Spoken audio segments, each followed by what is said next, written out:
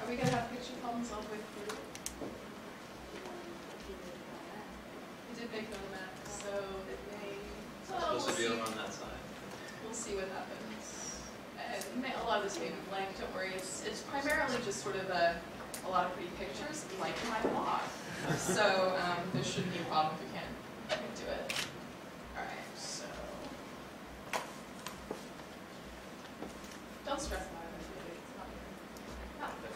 That's right. Okay, so the first thing I'd like to say is that I'm going to pretty much agree with a lot of what has gone before, and I appreciate that my co-panelists have done a lot of the heavy lifting in terms of bringing up a lot of issues that I completely agree with, like Cass Sunstein's perspective on echo chambers and how the internet can actually foster communities of people reinforcing extreme beliefs.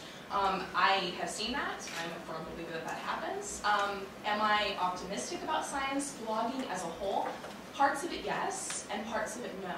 So to follow on our first panel today, where you have the perspective from some businesses on why blogging is good for them, I'm going to talk about a blogger's perspective, be a little bit more of a narrative as an individual, and talk about how blogging has or has not been good for me, and what I envisioned as the purpose of my blog to begin with. So, and I stuck my PhD on there just to remind me, it's interesting, in the science blogosphere, people do not assume that you are a scientist. They assume that you're not. I don't know why that is. Very strange. I do have a PhD. It is in molecular biology. So a lot of what I blog about, I'm completely not qualified to talk about at all. I blog a lot about journalism, about art, about science history, about science and culture, science and advertising. And a lot of those things are just things that I find interesting, and I'm, blogging out of my sphere of expertise. So take that with a grain of salt. Okay, so going forward, here's my blog. It's called Bioephemera, and it is at ScienceBlogs now. So I am a science blogger now. I originally started this in 2006. So my blog is as old as ScienceBlogs. It originally was off on my own. I was hosting it on my own server. That was annoying because I had to pay. And ScienceBlogs kindly invited me to join them, so I did. I think that my blog is a little unusual. I'll just say that off the bat because I focus a lot on science and art. So I focus on imagery, scientific imagery, artists' interpretation of science, sort of the semiotic democracy of how scientific imagery is entering our culture in advertising everywhere. And I talk sort of about the conversation taking place about science, in a way. So I'm less likely to blog about a peer-reviewed paper than I am to blog about some science journalist coverage of this peer-reviewed paper and what I think that says about what the public finds interesting about science. So it's a little bit meta. I originally started out doing a lot more of the straight-up interpretation of peer-reviewed papers, and while that is really fun, I felt that a lot of other bloggers out there were doing it as well as I was. I overlap heavily with P.Z. Myers in terms of my academic background. And I'm not going to write a post about developmental biology. If P.Z. Myers is going to write it, I'll just let him do it. He does it very well. Of course, nowadays he doesn't blog so much about developmental biology. He more blogs about religion. So maybe I should go back to it. But the idea was just, I want to do something a little different. So what is this different thing that I'm doing? Well, I wanted to go interdisciplinary. I wanted to try to cover the intersections of science, or the borders of science with other fields. And this is because I think this is really important to science practice, first, and I think the increasing sort of burgeoning of interdisciplinary graduate programs in the sciences around the country testifies to this. And specifically, I think it's important because there are intuitive leaps that take place in the practice of science where you have to make connections between things that you've seen, things that you recognize, things that you don't consciously recognize. This was a piece I wrote for Seed about an artwork that actually depicts Degas' little dancer with the head of a moose and two Purkinje neurons branching out of it, which is a sort of freakish collage of different sort of imagery. And I talked about how those neurons, if you look at them, they're like antlers, they're like riverbeds, they're like the branching of a coral, they're like the branching of blood vessels in your eye. They're like all of these different things. And the process, I think, of engaging in scientific research is often trying to make connections, because if you recognize similarities, then you can discern what the underlying forces are.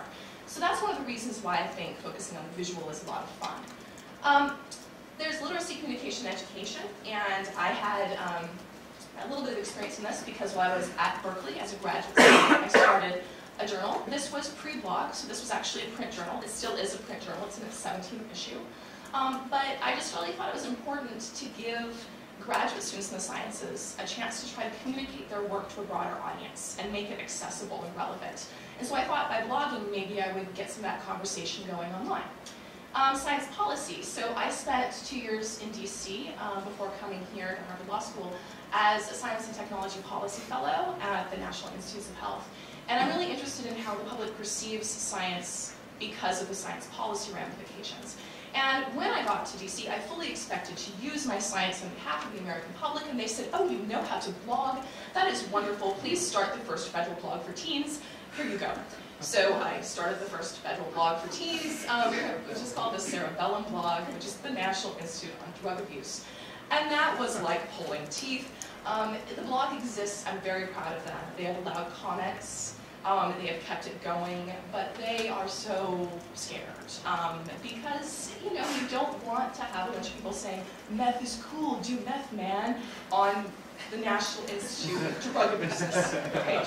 So they're trying to figure out a comfort zone where they can actually engage in social media, and they're still on their way. So yeah, so I did more of that than I actually did biology while I was there. So blogging on the borders for me involves discussions of inherently interdisciplinary science topics and discussions between representatives of different fields. And this is really what I hope to get going with my blog. Sort of like real climate, meaningful discussions, but much broader. So not just the climate scientists, but everybody. So why blog? This is what I was thinking when I started blogging, and I'm not sure it's what I think anymore, but I originally thought blogs were very accessible. People in isolated regions can find them. Just to give you some context, this is where I was living when I started blogging. That is Idaho. I was teaching anatomy and physiology and various other topics at a small college there, and I really couldn't have a conversation about anything I blogged about in real life. So blogging was a great outlet for me, and I thought there was lots of other people out there who may be the outlet for them as well. It's democratic, it's interactive, it's informal, it's unsiloed, you can get people from these different disciplines coming together, and it's welcoming. And you know, a lot of these things have been mentioned or touched on already by the other speakers, so I'll just leave it up there, because I think it's the ideal of what science blogs can and should be. I'm not sure it actually is. So just to quickly flip through some of the sort of types of posts that I do, this is the one that kind of put me on the map. This was a post about medieval and Renaissance teaching models for anatomy, specifically focusing on dissectable models of pregnant women, where you can take out the embryo and look at different stages of development. And this actually creeps a lot of people out. So this kind of got the creepy factor. People were like, whoa, creepy. They came to my blog and they actually maybe learned something about history of medicine. I have no idea. But it was fun to write. Here's another one. This is focusing on a current artist, Catherine Sherwood, who's inspired by Cahal's imagery of neurons. This is another one. This is focusing sort of on science and advertising. I do a lot with that. This is a great vintage ad for cigarettes. Here's another one. This is creepy. This is some vintage advertising from a chemical company that thought it would be fun to show baby skeletons dressed in clothes. Don't know what they were thinking. I do book reviews. This is a book review of a data visualization book. Here's another book review. This was fun. This is a book about this giant hoax that took place. I'm not sure how many of you are familiar with this. It was a hoax about discovering flying man bats on the moon. And this legitimately enthralled New York City last century. It was this, well, not the 20th century, but the 19th century. And it was a fascinating sort of metaphor for what blogs are doing today. I mean, you know, if somebody blogged about man bats on the moon today, I bet you a lot of people would believe it. So, yeah. And then, this was actually a peer-reviewed paper that I did review. This is the idea that Michelangelo's embedding imagery of brains in the Sistine Chapel. No, I don't think so, but okay. And